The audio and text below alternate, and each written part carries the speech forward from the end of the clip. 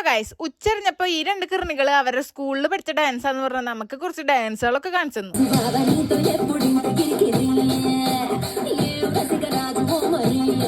Dance കളി കഴിഞ്ഞപ്പോ ഞാൻ ഒരു ഓംപ്ലേറ്റും പിന്നെ ചെറുതായിട്ടൊരു ചായയും കുടിച്ചു. നേരെ നമ്മൾ നമ്മുടെ ഡാൻസിന്റെ പ്രാക്ടീസിലേക്ക് കിടന്നു. അമ്മേനെയും ഡാൻസ് പഠിപ്പിക്കുക എളുപ്പമല്ല, നമുക്ക് ചിരിച്ചിരിച്ച് ചാവാനേ നേരം ഉണ്ടാവുള്ളൂ.